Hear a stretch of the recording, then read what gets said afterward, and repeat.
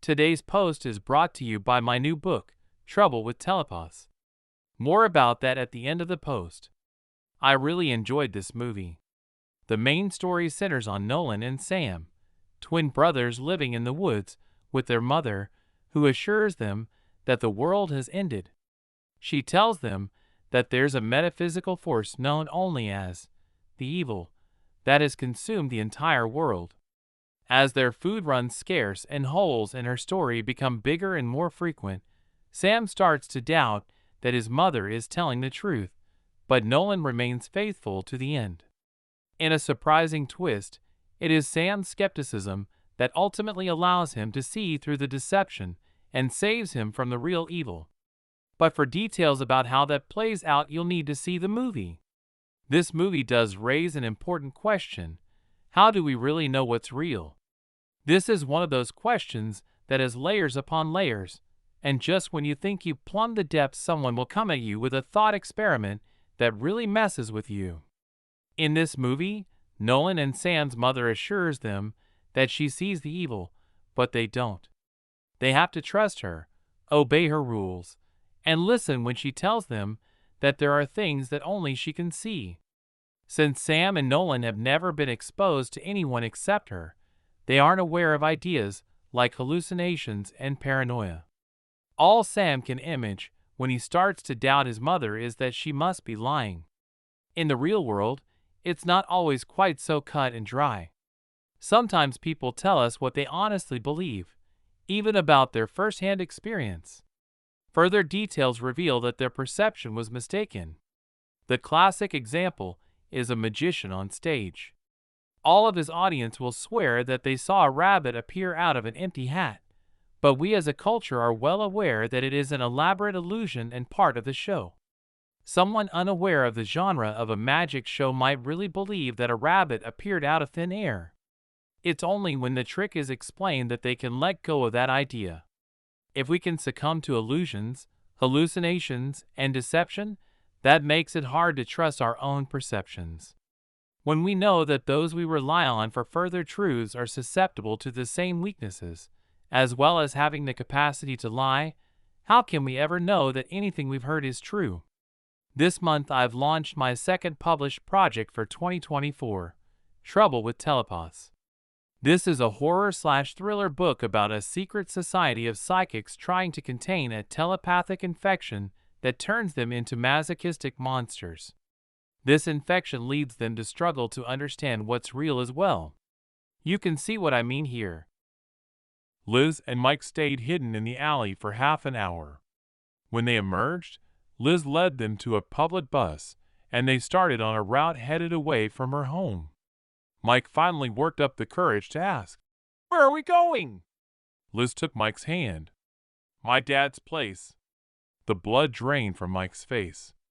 "Didn't your dad kill the last boyfriend you brought to him?" Liz nodded. "It should be fine. Just try not to make eye contact or say anything. Just pretend you're invisible. I'll take care of the rest. I used to be the hunter too, after all." An hour later, they climbed the stairs of a mostly neglected apartment building, and Liz knocked on a door on the 4th floor. Mike stayed close behind her. The door opened, and Chuck took a breath. "Liz? What are you doing here?" Liz pushed past Chuck, swinging the door wide open so that Mike could follow her in without taking his hands out of his pockets. "Running from Dark Knight," she said grumpily. "He took out Mom and John, and I'm pretty sure he got my brother. That means he most likely knows who you are now, Dad. We need to make a plan." Chuck scowled at Mike, and Liz turned around to face them. "Dad?" she asked.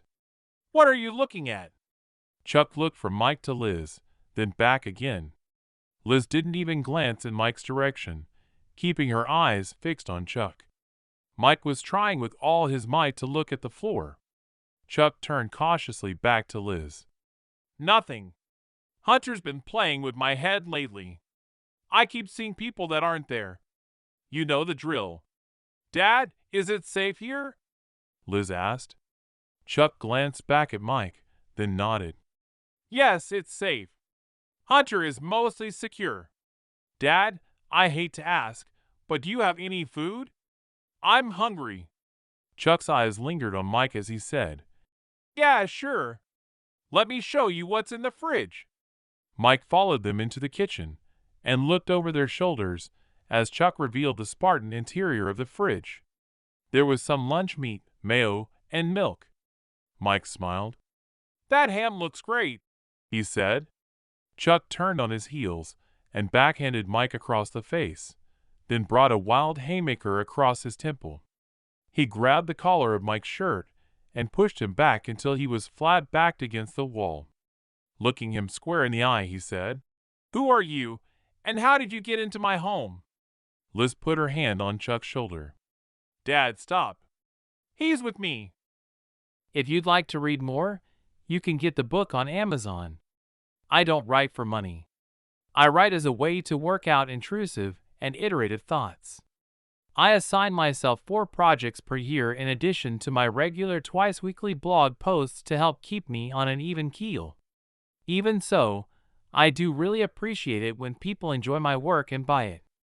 A few years ago, I wrote a Christmas story called The Last Sin of Ebenezer Scrooge, which currently has 4 stars on Amazon. It was some of the most fun I've ever had writing a novella. This year, since Halloween is my 3rd favorite holiday, I decided to write a story in that spirit. If you have enjoyed what I do, this is an opportunity to show me support by buying the book and rating it on Amazon if you enjoy it. Thank you, and may God richly bless you in your travels.